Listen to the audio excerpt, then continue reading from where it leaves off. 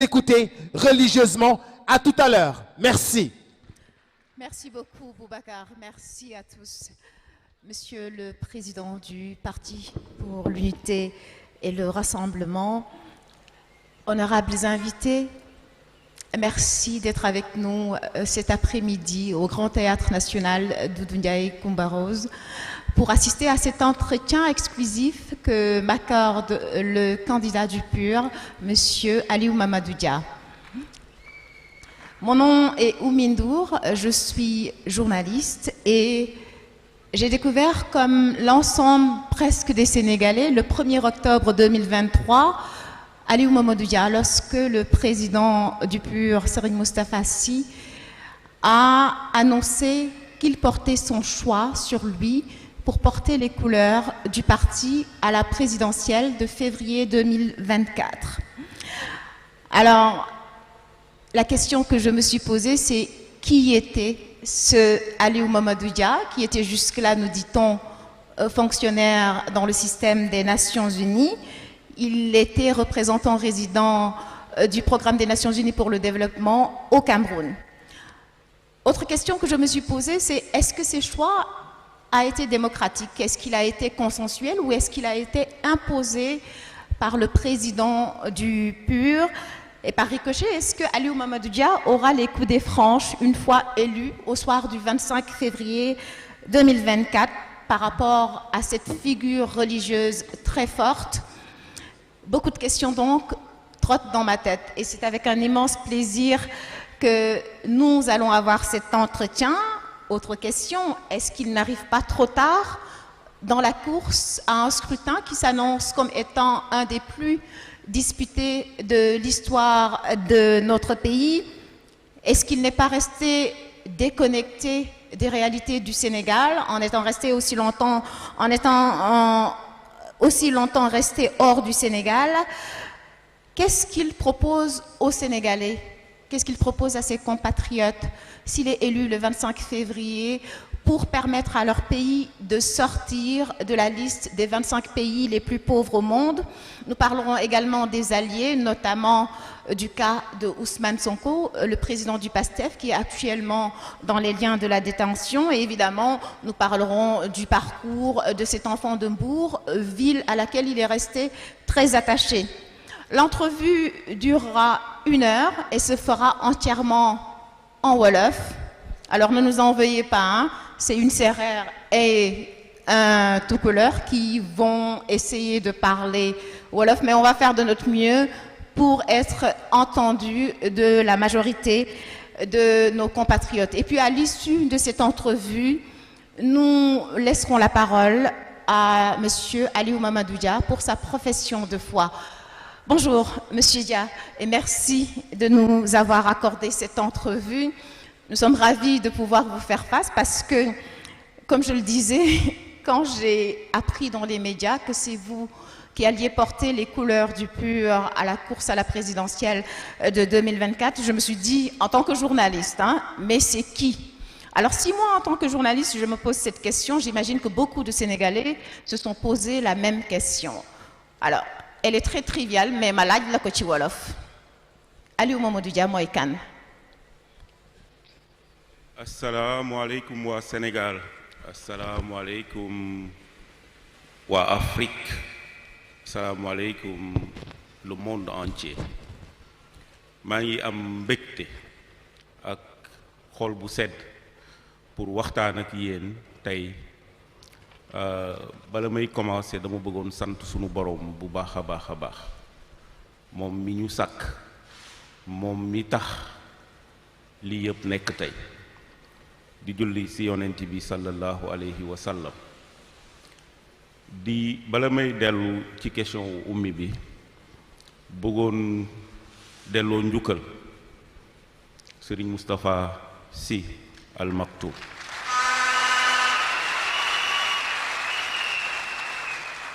bëggoon ko delloo njukkal ci confiance bi, bëggoon ko delloo njukkal ci jàpp bi, bëggoon ko delloo njukkal ci yëg bi ak bàyyi xel bi ak yar gi mu yar waa Sénégal ak waa àdduna universel la àdduna yépp ko moom sëriñ bi ñu ngi lay sant di la gërëm di la jaajëfal. Oumy da nga laaj man maay kan mu bëggoon wax waa Sénégal d'abord je pense que éliminé naa benn première question bi ñëpp doon posé mooy ndax Alioune dégg na wolof donc je pense que dégg naa wolof.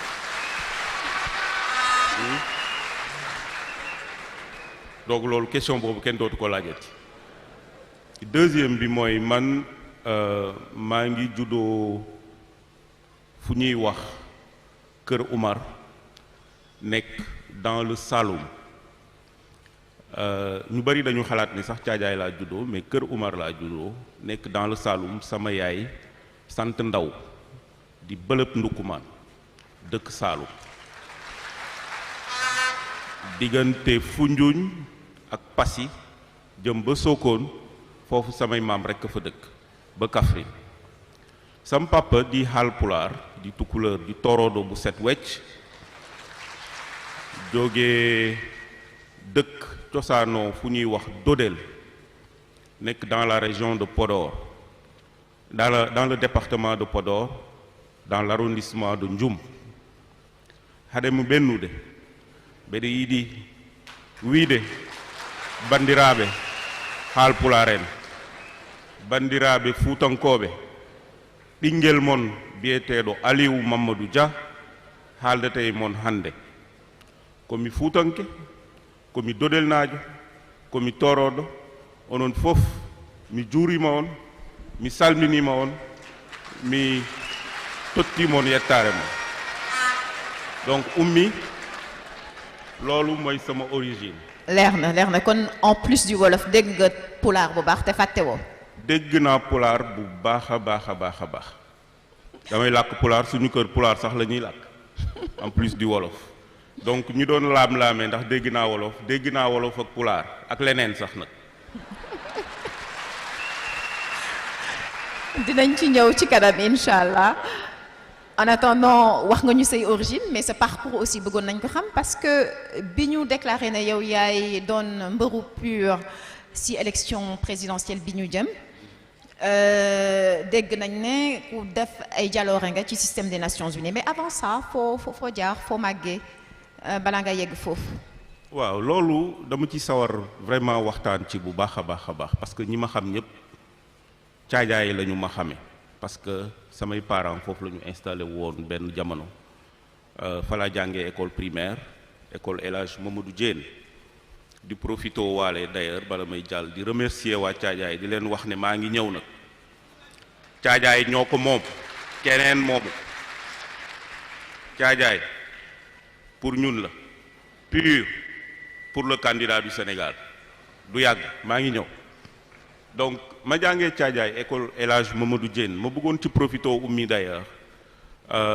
parce que bi ma nekkee école primaire dafa am ay enseignants modèle yoo xam ne ñoom ñoo ñu formé ma bëggoon ci profito pour rendre un hommage à ces enseignants yoo xam ne du ma leen fàtte et pour dire que je suis purement un pur produit de l'école publique sénégalaise te dama ci bëgg a insister dinaa ci ñëwaat dafa am suñu enseignant yoo xam ne dañ ñu former inculquer ñu ay valeurs ba tey duñu leen fàtte bu ma dajee ak sama xarit yi nga xam ne ñoom laa defal école primaire dañuy leen di waxtaane ku ci mel ni monsieur Ndiaga Niang mi ngi dëkk Kokki damay taal sama oto di dem ba Kokki di ko seeti ba tey ku ci mel ni Aboubacrine Sall yàlla na ko yàlla yërëm suñu papa la woon ku ci mel ni tata Abibatou Fall madame Sall ku ci mel ni tata Sagar Tall ak ñeneen doyen Ndiaye ñooñu tette mu nekkoon ay enseignants de valeur ma ci profito encore une fois pour rendre un hommage à tous les enseignants du Sénégal gàcce ngalaama yéen amuleen moroom li ngeen di liggéey ci réew mi ñëpp teg nañ ci seen bët xam nañ nag condition yu metti yi ngeen di liggéeyee incha allah bu ñu yàlla jàppale ba ñu jot ci réew mi enseignant dinañ ko delloowaat wàccuwaayam ci réew mi incha allah ba ma jógee foofu ma def sama collège aussi ma defee ko Caajaay defee sama lycée Mbour di ci profiter aussi pour rendre un hommage à tous les enseignants à tous les professeurs de lycée yu ñu amoon au lycée aussi des enseignants modèles bi ma amee bac je suis venu au département de géographie droit laa bëggoon def pour defi diplomatie sama maam doon inspecteur de l'éducation nekkoon Mbour moo changé samay option ne ma droit baaxul ndaxte bëgguma nga nekk àttekat dem changer samay option ma defi géographie yàlla def bi mu ñëwee département géo ma ciy profito encore di remercier di rendre un hommage à nos maîtres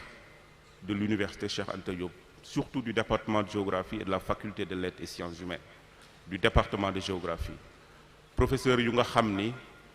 dañ ñu inculquer xam-xam dañ ñu defar dañ ñu préparer pour le monde pour l'international parce que ba ñu fa génnee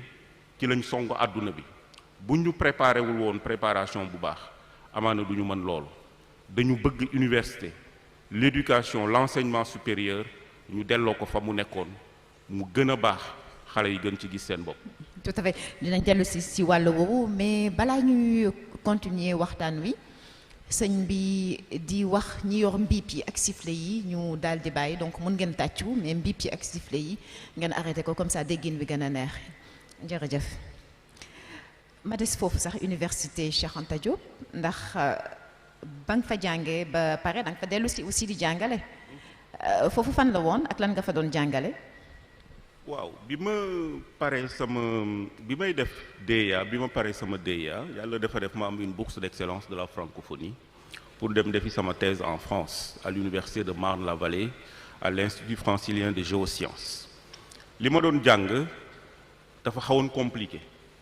parce que affaire u satellite moom laa doon jàng affaire u cartographie boo xam ne da ngay utiliser ay satellite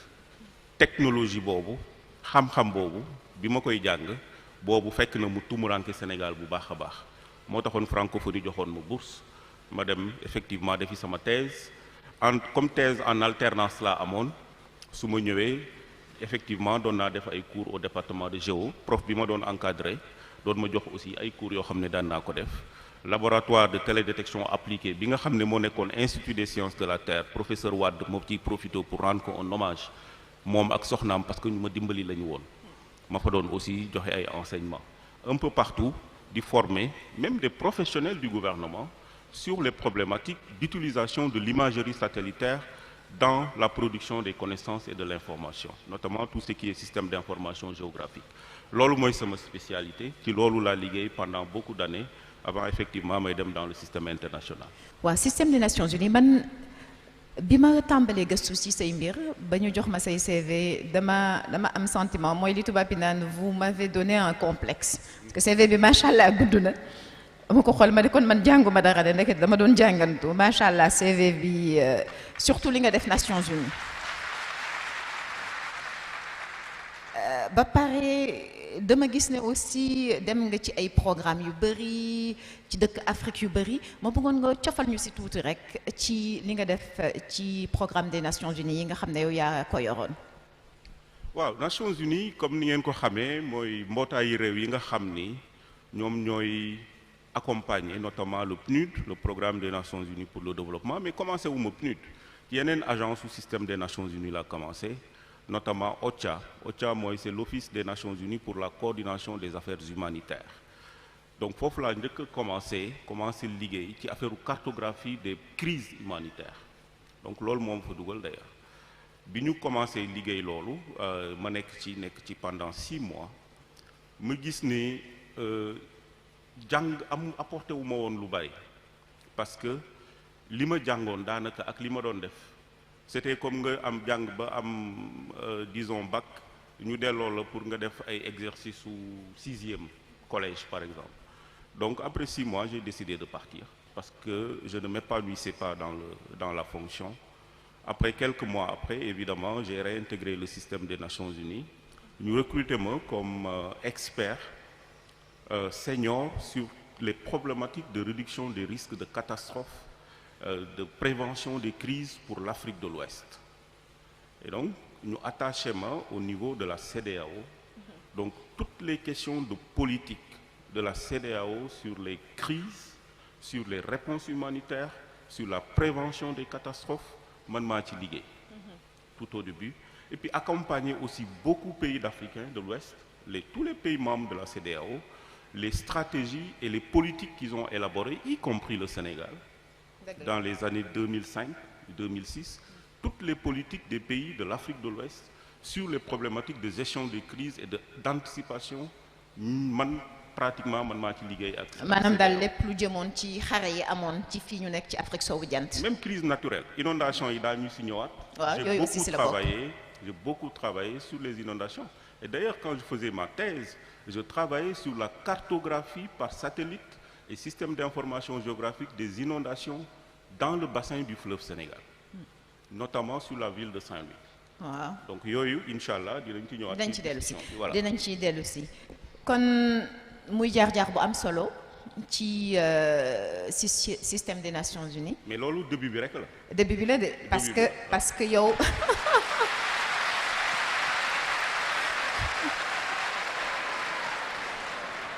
début bi la de dama lay may tuuti rek nga cof si la fin. Voilà. Wala peut-être la pause parce que comme ni ma ko waxee bu fekkee dañu nar a wax li nga def Nations Unies yëpp fi la ñuy fanaan. te dafa am waxtaan wu am solo boo xam ne dañ ko war a sekk ak yow nga wax sénégalais yi li nga namm ci ñoom boo jotee réew mi donc maa ngi lay may nga dellu si tuuti ci li fi nga mujjee maanaam programme des Nations Unies pour le développement nekk représentant résident du PNUD au Cameroun. Je pense que il est important que ñu waxaat peut-être pas ci fin bi mais ci digg bi parce que après loolu j'ai occupé aussi ay fonctions yu bari. Notamment benn fonction boo xam ne daanaka moo ma gën a neex ci liggéey bi ma def aux Nations Unies c'est d'être le directeur Afrique de tout ce qui est changement climatique, environnement, résilience des populations, mais surtout accès à l'énergie sur tout le continent africain. Et ça m'a permis de faire le tour du continent africain, d'aller dans tous les pays et de travailler sur des problématiques de développement. waaw ñu def ko ci wolof. Voilà. Donc loolu permettre na ma amul réew bu ma demul ci Afrique maa ngi koy wax keroog benn réunion des fois je me suis retrouvé ci ay réew yoo xam ni dama naan fii lan laa fi ñëw def si Afrique australe j'ai travaillé pendant 3 ans liggéey naa pendant 3 ans Nations Unies yóbbu na ma en Afrique australe man maa doon toppatoo pour waa PNUD tout ce qui est gestion des crises environnement résilience des populations vulnérables en Afrique australe et en Afrique de l'Est.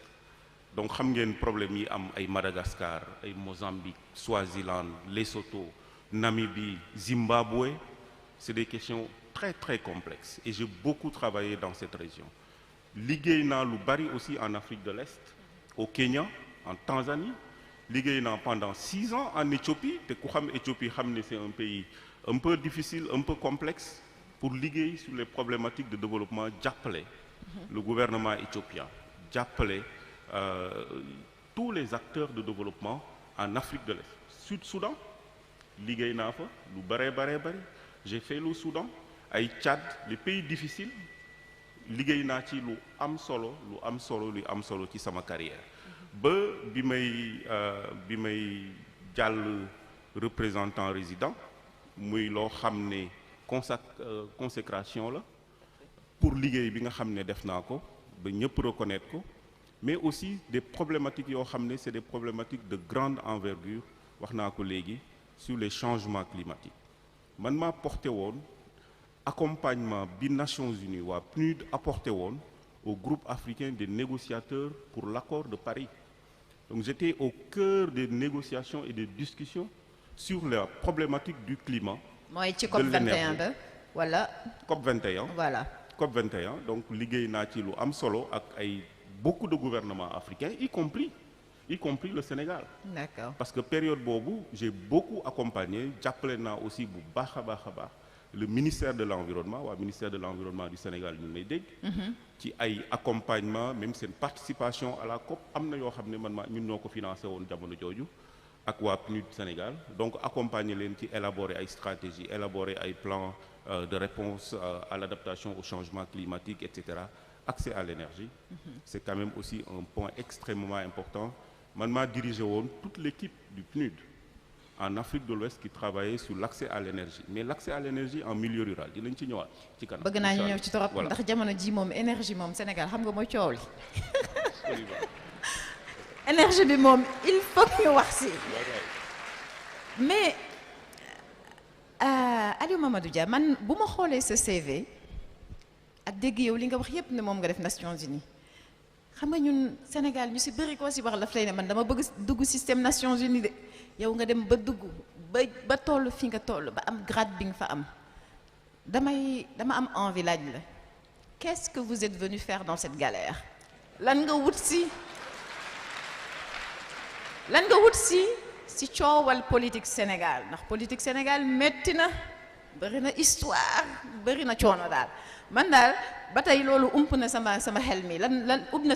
lan mooy li la motiver li la pousse ba nga ne xaaral teraanga yi ma amoon yëpp Nations Unies ma bàyyi ko dellu si Sénégal politique pour nekk 5e président de cette république. waaw soxna Sénégal rek ka ma ko jaral.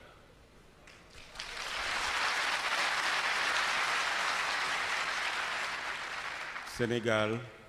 moo ñu jaral bàyyi lépp privilège amul sens pour ñun bu Sénégal soxla autorité boo mën a am ak loo mën a am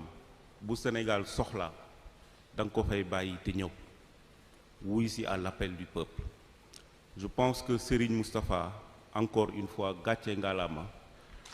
bi mu amee xel ak xalaat ne Sénégal xam naa koo xam ni bu ñëwee dina dimbali Sénégal dina appliquer ay connaissances am ay lépp lu nga xam ne liggéey na ko à l'étranger pour andi ko pour liggéeyal réew. Je pense que la seule motivation que j'ai, mon seul engagement, mon seul combat, c'est le Sénégal. leer na mais bu ma nattee diir bi nga toog bitim réew yàgg na lool daanaka mot na ñaar fukki at may xool loolu man ci yàgg ma ne kii moom xamante ne sax liy riir ci réew mi parce que réew mi nag dafa soppeeku de boo xoolee ñaar fukki at ci passé lépp a soppeeku ndax yow defuloo li tubaab naan embourgeoisé wu ci si ay privilèges Nations Unies ba léegi xamatoo naka la dëkk bi di doxee ak du man kese sax sénégalais yu bëri ñoo am sentiment boobu ndax dañu jékki-jékki rek gis le 1er octobre bi donc motagul sax weer bi la ñu bëri découvrir. waaw tooguma 18 ans te ñëw ma Sénégal wala 20 ans sama ay xarit personnel ñu ngi nii toog Sénégal mosuma toog 2 mois yoo xam ne ñëwuma Sénégal ak fu ma mën a nekk ci àdduna bi. Je crois que Oumy wax naa la ko démb benn yoon laa mës a toog pendant ces 20 ans benn yoon laa mës a toog 6 mois te ñëwuma Sénégal te ci période Covid bi la woon donc li xew Sénégal xam naa ko damay waxtaan ak nit ñi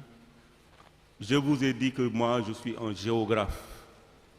et le géographe c'est par excellence que celui qui connaît le terrain et qui maîtrise l'espace amul fu ma demul ci Sénégal. wax naa la ko léegi j'ai fait mes travaux de recherche sur la revitalisation des vallées fossiles dans le Ferlo amul fu ma demul dans le Ferlo Barkédji Linguère Yang-Yang àll boobu yëpp dem naa ko Ranérou ba Sémé ba Bakel pour remonter la vallée du Ferlo pour def des études d'hydrologie pour xool ba xam nan la ñuy dimbalee le Ferlo pour ndox bi ñëwaat fa et ça c'est aussi un problème dinañ ci ñëwaat sur la maîtrise de l'eau c'est un problème Sénégal on ne développera jamais notre agriculture si on ne maîtrise pas l'eau ça c'est important donc wax naa ni damay ñëw Sénégal su ma ñëwee damay dem seeti samay mbokk am naa ay xarit dañuy toog di waxtaan di seeti di saafonte ak nit ñi di discuter sur les problèmes du Sénégal xam nga kañ la Sénégal di gën a intéressé boo nekkee bitim réew chaque jour boo yeewoo bala ngaa naan sa café da ngay connecté wu internet pour xool lu xew Sénégal je pense que waa diaspora bi it maa ngi leen di delloo njukkal nekk ci biti sa xel yépp nekk fii ci biir loolu moo dal ñépp donc lépp lu xaw Sénégal xam nañ ko di wax ak nit ñi di échanger ak ñoom di lire li xew ci dëkk bi mais aussi di ci dugal suñu loxo ak suñuy xalaat donc loolu Alioune xamul lu xew Sénégal ay naxee mbaay la xam naa bu baax a baax a baax tous les secteurs li fi xew incha allah xam naa ko. waa naxee mbaay bi de moom ni nga ko waxee moom mooy gëjoo fi ndax ñi fi gëj moom xamatuñu naxee mbaay. voilà. léegi ma ko doon wax sànq ba tey ne la sa dikk ci langum politique bi dafa bett ñu bëri même kàngam yi nga xam ne ci wàllu journaliste sax wala analyse politique ñoom ñooy suivre seen politique sénégalaise dañoo jékki-jékki rek gis la moom ñépp naan waa kii kana kii kana kii kana ma bëggoon a xam depuis kañ nga commencé militer parti bi du PUR ndax man dama jàpp ne sénégalais yu bëri aussi jàpp ko ne ku nekk fonctionnaire des Nations Unies amoo droit def politique donc kañ nga yegsi ci politique bi ak kañ nga bokk PUR. xam nga Nations Unies dañuy promouvoir bu baax a baax tout ce qui est engagement citoyen te engagement citoyen bi ci gën a am solo mooy action yi nga xam ni moom ngay def di contribuer ci sa vie publique de ton pays loolu kenn du la ko tere donc mën nga nekk membre d'un parti. mën nga nekk membre d'un parti. d'accord kon leer loolu amul benn évidence li ñu lay tere rek mooy que mënuloo occuper ay charges ay fonctions au sein d'un parti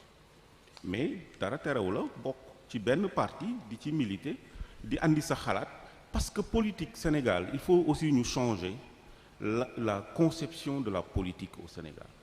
c'est pas seulement que lui ki nga xam ne mooy taxaw di meeting di yuuxoo ko tëbaka daanu kooku rek la ñuy jàppee politicien politique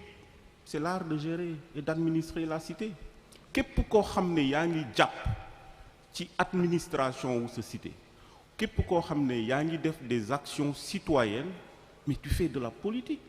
et c'est de ça dont on a besoin il faut pas que Sénégal ñu andi ñu ci domaine bu nga xam ne maîtriser wuñu ko donc je pense que pendant tout le temps que ma nekk dans le système international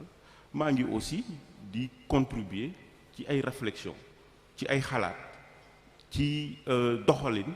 sama réew nu muy demee à travers ay associations à travers le PUR à travers d'autres mécanismes. mais kañ nga bokk PUR exactement. PUR bokk naa ci depuis bi nga xamee ni yàlla def na ma dajeek sëriñ bi ñuy waxtaan lu bari ci doxalinu réew mi di échanger ay idées su ma ko gisee saa bu ma ko gisee dañuy waxtaan ci gouvernance dañuy waxtaan ci accès aux services sociaux de base dañuy waxtaan ci diplomatie dañuy waxtaan ci réduction de la pauvreté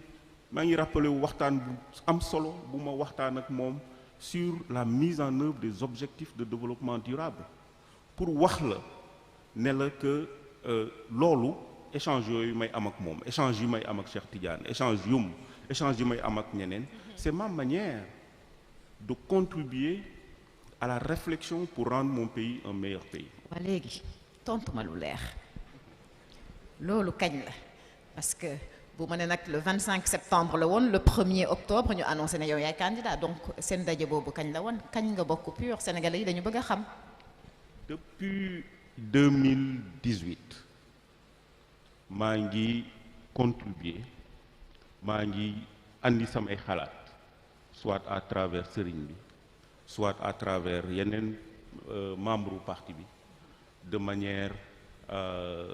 effacée je dirais parce que samay fonction permettre ma ko woon donc loolu je pense que c'est une participation honorable et active dans l'organisation et dans la vie du parti. kon fi mu toll nii démissionné nga effectivement du système des Nations Unies leer na. Démissionnant du système des Nations Unies, j'ai renoncé à tous mes privilèges, j'ai renoncé à tout ce que j'avais comme prérogative au sein du système des Nations Unies pour répondre à l'appel de mon pays, pour venir servir mon pays, pour remettre mon pays sur le droit chemin. parce que sunu réew soxla na ñu ko wàllu. suñu réew dama naan Sénégal a ngi jooy te dañoo war a ñëw wàllu si ko. sénégalais yi sonn nañu, sénégalais yi tàyyi nañu ci gouvernance bu bon, ci salfaañe ak yelleefu doomu aadama, ci justice boo xam ni dafay sooxe, ci yeneen ak yeneen ak yeneen daañu ci ñëw. loolu nga nekk bitim réew te xam ne am nga capacité ak technicité wu contribuer ci ba mu redressé wu, je pense que loolu doo xalaat ay démission. Sénégal la ñu ëppal loolu yëpp, moo tax it ñu ñëw incha allah. ma wëy rek ci laaj yi nga xam ne aussi sénégalais ñu ngi koy laaj. xam nga bu ñu jógee si kii mooy kan, wax nga leen yow yaay kan. beneen laaj bi ñuy laaj mooy lu tax biir PUR am ay militants yoo xam ne dañu engagé sur le terrain, ñu leen di gis lu bari sax ñoom lañ tàmm a gis, surtout at wi weesu moom am ngeen fi une nouvelle star, neexi tubaab ah Cheikh Tidiane Youm ah. ñëpp doon xaar peut-être ñu tànn ci ñooñu, ñu xëy rek dégg na yow yaay doon candidat. yow noo dundee loolu. Oumy, j'en profite pour rendre un hommage à travers question bi nga posé, rendre un hommage à le secrétariat général, toute la direction à la tête Cheikh Tidiane Youm ci liggéey bu rafet bi nga xam ni moom la ñu def ces dernières années te président wu parti bi dénk leen ko, ñu def ci liggéey bu mucc ayib. Alors li ma ko dundee mooy cela démontre encore une fois la vitalité démocratique qui existe au sein du PUR. lu tax ma wax loolu, li ñu tàmm gis Sénégal mooy lan, président ou parti rek mooy toujours candidat, wala secrétaire général ou parti rek mooy toujours candidat. loolu lañ fi tàmm gis. donc pour wax ni seulement démocratie bi nga xam ne mooy daw à l'intérieur du parti, sëriñ bi di président wu parti bi dajale njaboot gi ñu discuter xalaat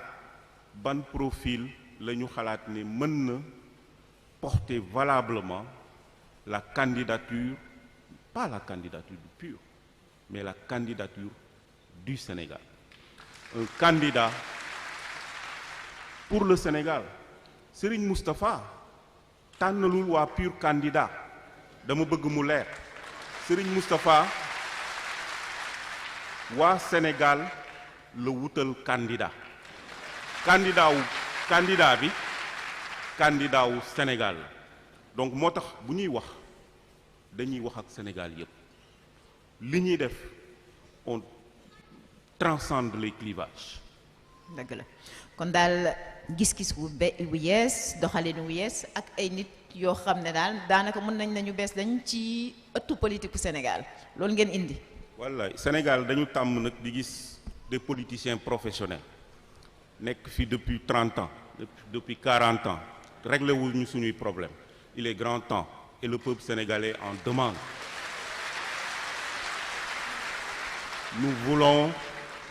une alternance générationnelle dans la politique au Sénégal. loxo yu set wecc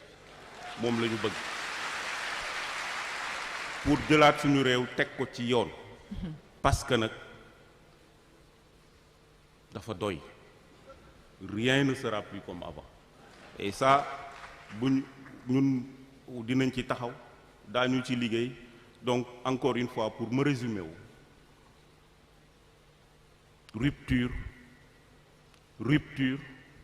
rupture ak orientation yu bees pour waa Sénégal. ci sa biir wax danga ne Serigne Moustapha tànnalul PUR candidat, dafa tànnal Sénégal candidat. ma bëgg a sukkandiku ci loolu pour laaj la benn laaj. yow mbaa buñ la falee réew mi du mujjee kon ci loxo ab guide religieux maanaam ab sëriñ wala mujjee sax ci borom daayira daal ñu naan alxames ci guddi dañuy guddi àjjuma pale voilà dëgg la sax nag seen ay guddi àjjuma day neex lool ndax man xale yi Thiès laa donc min naa waa Moustarchidine waaye nag dafa am loo xam ne république da ko laaj tey boo toogee jàkkaarloog askan wi ne leen sëñ Moustapha moo ma tànn waaye tànnalul candidat pur est-ce que doo dëggal ñuy wax loolu naan même buñ la tey ñu faloon le président sëñ Moustapha Sy moom mooy doon président bu nekk ci ginnaaw di tirer les ficelles ni ñu koy waxee ci tubaab. waaw Oumy laaj nga laaj bu am solo je pense que sénégalais yi tam ñu ngi xaar mais dama la bëgg a delloo ci ginnaaw tuuti avec un peu d'histoire l'histoire politique du Sénégal président Léopold Sédar Senghor ku ko jàppale woon ba mu falu ku jàppale woon Senghor ah président Abdou Diouf ku ko jàppale ba mu falu xam ngeen ñun ñëpp bañ ay xale lañu woon peut-être ñun fekkewuñu lu bari ci régime mu président Senghor mais président Abdou Diouf fekke nañu ko xam nañ ni mu demee woon ba président Diouf falu sëriñ si digganteem ak sëriñ si digganteem ak Cheikh Abdou Lahad ak digganteem ak ñeneen loolu ñun ñëpp fekk fi la ñu fekk président Abdoulaye Wade moom mii li mu ci def ba mu falu ah donc est-ce que tax na ñu ne sëriñ bi mooy tirer les ficelles derrière absolument pas te nag am na loo xam ni sax te xalaat ko sax dafa jaadu parce que nag am na loo xam ne buñ ne li ma nuñ koy waxee ñëpp yem cër am ñu gedd seen wàll nag donc loolu wax bu yàqu la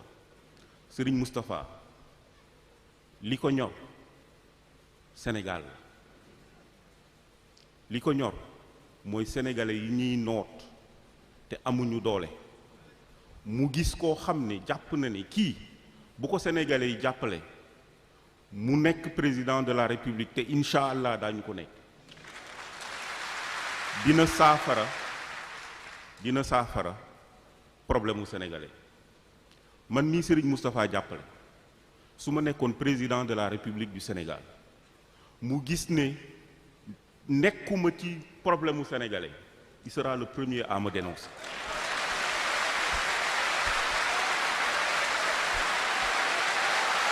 Donc oui.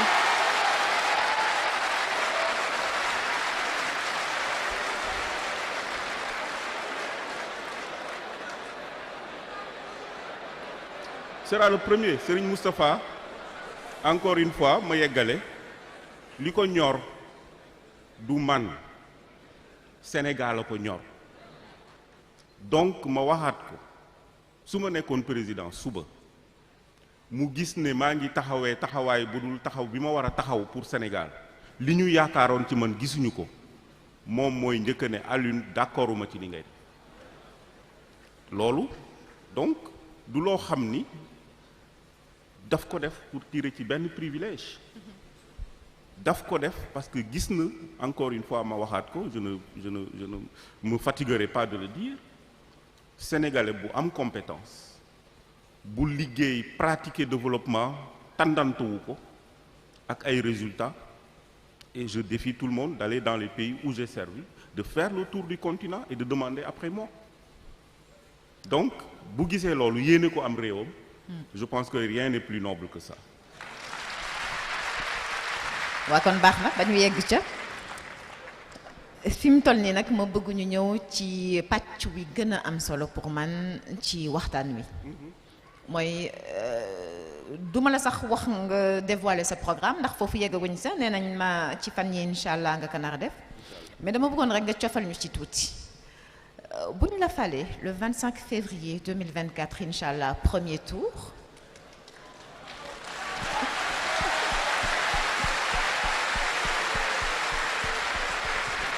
def leen ndànk parce que balaa ñu koy fal nag day wax sénégalais yi lu leer te ci loolu laa bëggoon ñëw donc déglu leen bu baax li mu nar a wax ah du ñu ñëw rek jox ko caabi palais bi de palais bi dafa am foo jaar te day wax lu leer nañu wax lu leer fi mu toll nii foofu laa bëgg ñu ñëw ni nga ko waxee au début de l'entretien Sénégal daanaka ab màgget la daal féppay métti muy ci njàng mi cof nga ko muy ci wàllu aménagement du territoire accès à l'eau industrialisation les jeunes jigéen ñi donc défi yi lay xaar tey bu ñu la faloon bari na kon le 2 avril 2024 bu ñu la takkalee càkk bi ni ko xale yi di waxee ba nga dugg palais ci lan ngay njëkk ne xaaral nag lii moom xaaral ma relever sama manche chemise commencé. yàlla na sa gémmiñ barkeel incha allah soxna Oumy comme yow sama yaay nga xam naa ne loo wax rek dafay am incha allah su boobaa je pense que priorité wu sénégalais yi mooy la cherté de la vie sénégalais yi sonn nañu ceeb cher na diwlin cher na saabu cher na ndox mi cher na Oumy gis nañu sa pétition bi Sénélec mu ngi bëgg a rey waa Sénégal ah. waaw bàyyil wax boobu. tu vois donc balaa ñu naan ma waa PUR ñoo nekk seen ginnaaw fan yee dëkkaloon nañ ma ci benn parti. voilà donc je pense que sénégalais yi lu ñu soxla mooy ku mën a leen dimbali ba ñu mën a vivre dignement et de manière décente avec toute la dignité qu'il faut loolu d'abord et avant tout mooy njëkk nekk suñu combat le pouvoir d'achat des Sénégalais da ngay am 5000 francs des marchés boo jëndee ñaari carotte ñetti navet mu jeex tu ne peux pas nourrir ta famille loolu je pense que d'abord et avant tout loolu mooy les priorités de l'heure beneen bi mooy la jeunesse sénégalaise et suñu combat mooy fexe ba cette jeunesse qui n'a plus d'espoir cette jeunesse qui est perdue cette jeunesse qui n'est pas formée qui est mal formée qui n'a pas de travail ni d'emploi cette jeunesse bi nga xam ni ñàkk yaakaar moo tax ñuy dugg ci gaal di dem di périr ci Atlantique loolu ku mu mettiwul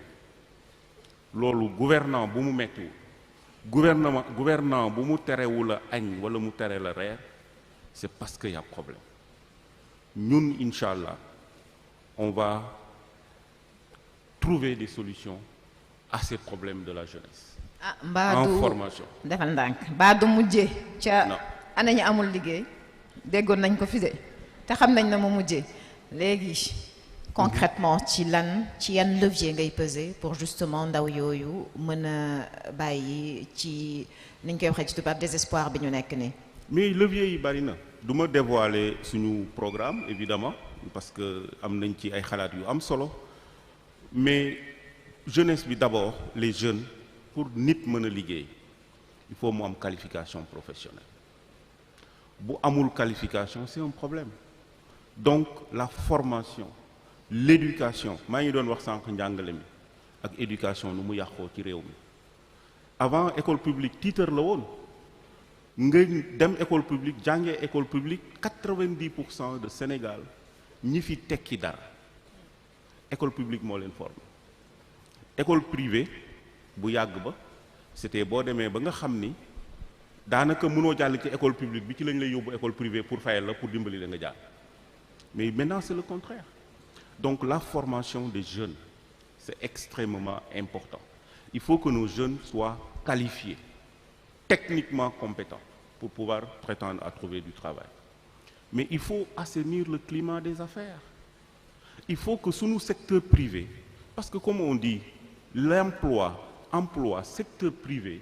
moo koy créer État day créer les conditions un climat des affaires favorable pour attirer des investissements bu investissement yooyu ñëwee mën a créer ay investissements yoo xam ne xale yi daañu leen mën a jël ñu liggéey ci et loolu c'est extrêmement important donc dans le domaine de l'agriculture dans le domaine de l'agribusiness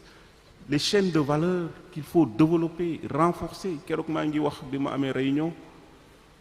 souveraineté alimentaire, c'est un problème. Un pays où on n'est pas souverain en termes de nourriture, mais c'est un problème. maanaam li ñuy dundee daal moomuñu ko daal dañ koy jëggaani. mais lu wóor na leen ceeb bi ñuy jëndi ñaata on importe combien de kilos de tonnes, des milliers de tonnes de riz chaque année pour pouvoir se nourrir au Sénégal. Mais c'est pas possible. Moi j'ai vécu dans des pays yoo xam ne où le Cameroun, évidemment il y a une importation de riz, mais les Camerounais produisent ce qu'ils mangent. La plupart, 90% de la population. Mais on a la vallée du fleuve Sénégal. Mais on n'arrive pas à exploiter nos terres arables, maîtriser l'eau, andi ay financement pour pouvoir produire assez pour notre population. Donc ça, c'est un problème. Donc yooyu, je pense que bëgguma sax xuus lu bari ci suñu programme, mais yooyu bëgg nañ ci wax le tissu industriel. Parce que quand même, c'est aussi tissu industriel pratiquement amatul Sénégal. Nos grandes industries ont été complètement dilapidées, privatisées entre les mains d'investisseurs étrangers dans le domaine des finances et de la banque et des banques. ñoo baax na kon ñu yaakaar ne ce ne sera pas seulement de la rhétorique. donc ñu ngi xaar programme bi génn. ñu gën ci mën a xuus waaye duma la bàyyi nga dem de te waxoo ci ñun ñi ana jigéenu pure yi. fa laa jëmoon. waaw voilà fa laa jëmoon. non damay bañ jigéen ñi xalaat ne yow yaa tax ma waxu jigéen donc te jigéen ñi. dama am non jigéen ñi ñu ngi fi maa ngi gis mouvement des femmes yi. ñu ngi nii maa ngi jàdd ak waa HLM yi donc waxal tuuti si jigéen ñi. balaa ñuy xool si mais c'est extrêmement important d'ailleurs keroog maa ngi koy wax réunion jigéen ñi Sénégal dafa jot ñu delloo jigéen jox jigéen ak xam jox ko place ci société bi jox ko place dans nos processus de planification de développement. Autonomisation,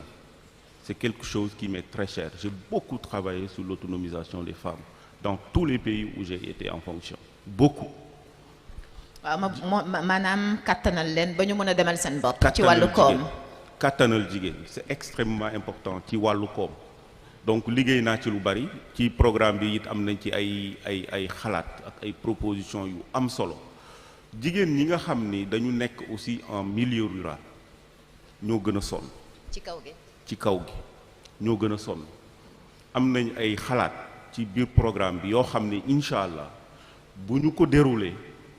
jigéen dina retrouver toute sa place dans nos processus de développement économique loolu benn la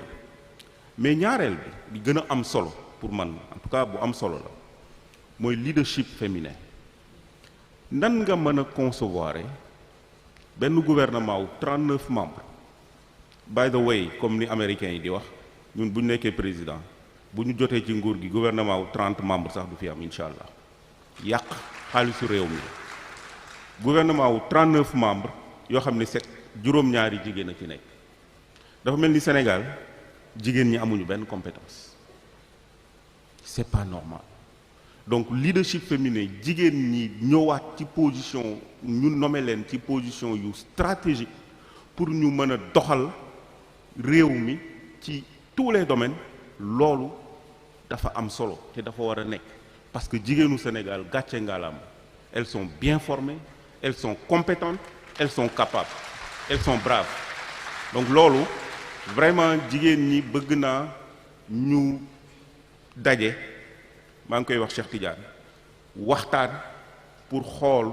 nan la ñuy gën a takkoo mobiliser parce que ku gagné fii jigéen ñee la gagné la. dëgg la sans jigéen ñi kenn gagné voilà.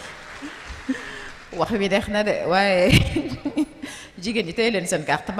tey leen seen carte ba programme bi jigéen ñoo xam ne lan moo si nekk dëggantaan dégg nga parce que boom nañu bàyyi aussi di leen dugal rek ci ay car ñuy tàccoog ñoom seen. donc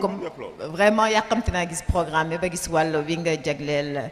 jigéen ñi ñu wax nag léegi ci wàllum politique fii ci réew mi. gis nañ li xew yëpp semaine bi surtout bureau assemblée nationale bi ñu doon renouveler gis la fa xew diggante Yewwi ak Taxawu waaye dama bëggoon comme waxtaan wi du ñu may ñu dugg ci dans les détails ñu ñëw surtout ci kaawu kenn ki nga xam ne seen allié majeur la ndax lu tax mu nekk seen allié majeur tey bi ngeen doon taxawal Yewwi ci moom aussi ngeen àndaloon maanaam ci membre fondateur yi ngeen bokkoon muy Ousmane Sonko nga xam ne tey yoon da ko teg loxo mu nekk ci grève de la faim nekk hôpital gis nañ li xew lépp ci fiche de parrainage yi ndawam bëggoon retiré yoon bañal ko ma bëggoon a xam tey yéen dafa mel ni da ngeen ci am ab tekkaaral dafa mel ni li tubaab naan soutien de façade rek ngeen am mais daanaka soutenir wu leen ko ni mu waree te nag Sénégal dañuy ne Ousmane Sonko bu toogee dafay gën a yomb ci yéen de mbaa du looloo tax dégguñu leen ci torop. Non, je pense que d'ailleurs j'en profite d'ailleurs pour encore témoigner suñu affection ak nos encouragements et tout notre soutien au président Ousmane Sonko parce que li ma wax keroog lu ko dal bëgg Sénégal ko teg bëgg taxawu Sénégal bañ nooteel moo ko teg donc je pense que bu fekkee ni am na kenn ci koo xam ne am na ci moom confiance ku koy soutenir ci zaahir ak ci baatin waa PUR loolu kenn naatable wu am na loo xam nag ne doo ko génne ci mbedd mi soutien mën nga ko def te Cheikh Tidiane wax na ko léegi loolu mooy li ngeen ci xam mais liñ ci nit ñi xamul la ko ëpp li ci nit ñi xamul moo ko ëpp donc Ousmane on est de tout cœur avec toi on te soutient boo gestoo ak foo mën a gestu di nga ñu gis sa ginnaaw ci zahir ak ci baatin donc loolu moom amuñ ci benn naatable. waaw baax na ba ci kanam incha allah xam naa du ñàkk dinañ leen ci cokkaasaat. ma bëggoon nag ñu jeexale waxtaan wi ci laaj bi kañ ngay wàcc ci terrain bi parce que bañ ñu ne yow la ñu tabb pour nga doon mbëru PUR le 1er octobre ba tey gisaguñ la torop de ci terrain bi te dafa mel ni ñi nga nar a jonganteel xaw nañ la raw nag parce que gis naa leen ñu dem di wax ak askan wi ñii aussi di wut ay parrainage wala yéen sax fu mu toll nii il faut ngeen wuti parrainage parce que 11 députés ngeen am il me semble donc parrainage yi moom faw ngeen jaar ci parrainage citoyen bi léegi ma bëggoon a xam kañ ngay tàmbali sa wàcc nag jàkkaarloog Sénégalais yi dem wax ak ñoom jege leen sur le terrain. Merci Oumy, peut-être avant may rebondir ci question boobu dama bëggoon aussi profiter lancer un appel à tous les leaders de l'opposition pour wax leen encore une fois que ni il ne faut pas que ñu divertir ñu benn combat la ñu am mooy ñi fi nekk ñu jëlee leen fi le 25 février loolu mooy suñu mission et j'en profite d'ailleurs pour rendre un hommage ñoom ñëpp ndax seen leadership ak seen taxawaay ku ci mel ni docteur Abdourahmane Diouf ku ci mel ni Bougane may profito d'ailleurs di ko jaale soxnaam bi nga xam ne dafa wàññeeku fan yële incha allah dañ fa dem sax jaale ji ko ak ñeneen Déthié Fall ñooñu nga xam ne ñu nag ñoo ma nekkoon ak waa PUR ñoo nekkoon ci coalition Yewwi Askan Wi donc di leen wax ni restons mobilisés il ne faut pas qu'on nous divertisse il ne faut pas que ñu andi ay problèmes suñu diggante pour nous divertir benn objectif moo fi am ñun ñëpp ñoo bokk objectif boobu donc dama bëggoon vraiment rendre leen ñoom it un hommage et faire cet appel là pour le dire évidemment le 25 février buñ ci yàlla àndee ñu daan ñi fi nekk jël nguur gi tegaat réew mi ci yoon jëm ko doxal question bi nga posé maa ngi koy bëgg a fàtte mooy kañ ngay wàcc ci terrain bi. kañ lay wàcc ci terrain bi xam nga PUR moom ñoom ñu ngi ci terrain c'est des hommes de terrain naturels loolu moom je pense que jarul ñu koy wax mais li ñu wax rek sunu candidat mooy man mi candidat wu Sénégal fu sénégalais nekk région bu ne dinañu fa dem rencontrer sénégalais yi waxtaan ak ñoom. mais loolu kañ lay doon kañ ngeen di commencer. suba sax war nañu dem fenn suba waroon nañu dem Caajaay suba pour commencer Caajaay mais pour des questions de logistique dañ koy décaler pour quelques jours pour wax waa Caajaay aussi ngeen pare bëgg naa bu gaa ñi ñëwee ñu wone def démonstration de force bu am solo Caajaay pour won ne Caajaay ngay dem ñoo ko moom ci foofu Pape Djibril Fall ma nga fa de. bu ñu fa jógee Pape Djibril Fall ma ngi foofu Caajaay ngay commencé. incha allah ah incha allah sama rakk jooju neexul deret de. ne ko sama mag a ngi ñëw moom xam na. le message est passé. ne ko neel Pape ne moom sama rakk la ne ko sama mag a ngi ñëw moom xam na donc pour vous dire seulement que terrain bi incha allah on va faire du terrain dinañ dem fépp ci biir Sénégal dinañ rencontrer sénégalais yi dinañ dem rencontrer diaspora bi dinañ dem un peu partout en Europe aux États-Unis en Afrique du Nord mais j'en profite aussi parce que bëgguma fàtte loolu rendre un hommage à la diaspora amuñu moro man ak ñoo ma nekkoon ci biti gis naa dund yi ñuy dund gu metti gi ñuy dund j'en profite pour faire un coucou à toute la diaspora sénégalaise au Cameroun surtout à Yaoundé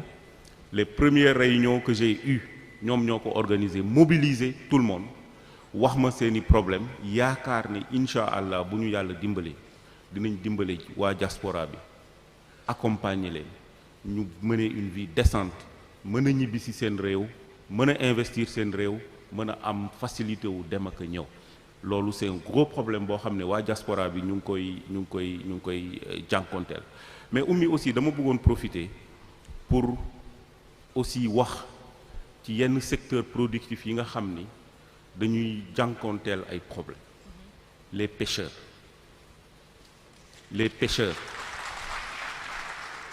waa napp gi licence de pêche yeeg contrat de pêche yi mu ngi leen di bëgg a rey incha allah daañu dem seeti leen am nañ ay proposition bëgg naa ñu liggéey ak ñoom ci proposition yoo xam ne incha allah bu ñu yàlla dimbalee ba ñu jot ci réew mi ñoom dinañ leen delloowaat seen àq ak seen i yelleef jàppale leen ci seen liggéey parce que la pêche constitue un pilier important de notre économie béykat yi waxuma ko mais ci laa bëgg a ñëw béykat yi l'agriculture représente presque 70% de notre population active et boo xoolee la contribution de l'agriculture dans notre économie est très faible parce que ñu ngi toujours ci une agriculture de rente une agriculture familiale on ne peut pas développer notre pays avec une agriculture de cette nature c'est impossible ñun li ñu bëgg mooy béykat yi nekk ay businessmen créer ay chaînes de valeur mais pourquoi en France et dans les autres pays du monde les agriculteurs d'ailleurs eux là-bas ils parlent pas de paysans hein, ils parlent d'agriculteurs pourquoi nous on a des paysans pourquoi là-bas des agriculteurs peuvent se regrouper en coopérative en syndicat ubbi ay grandes surfaces di jaay seen ay produits di ci tedd ñun suñuy béykat mënuñu def loolu ñun suñu objectif mooy jëlee béykat bi 300000 te 300000 mooy bu béykat bi béyee ba sonn li mu récolté bu ko dajalee amaana sax du yegg 300000 francs parce que benn récolte la am ci at bi parce que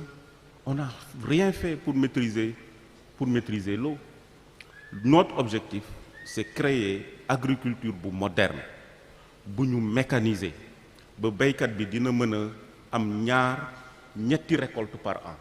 mën a dund dignement de 300000 mën na dem sax ba 300 millions loolu mooy objectif bi parce que loolu bu ñu ko deful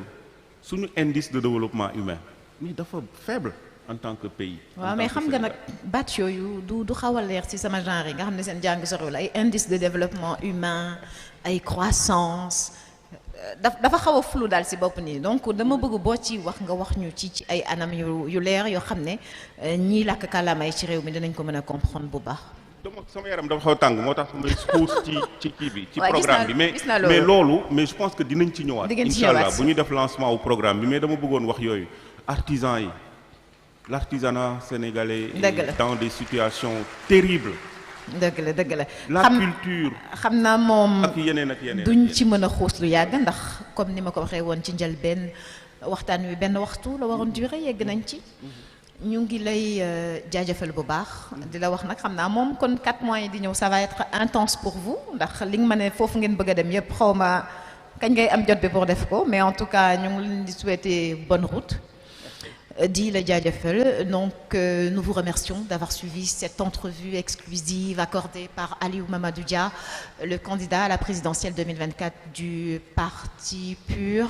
Nous allons à présent passer à sa profession de foi qui sera faite en plusieurs langues. Monsieur Dia, vous avez la parole. Merci.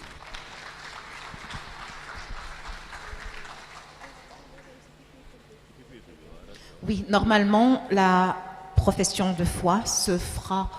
au pupitre. Merci, mamie. Voilà.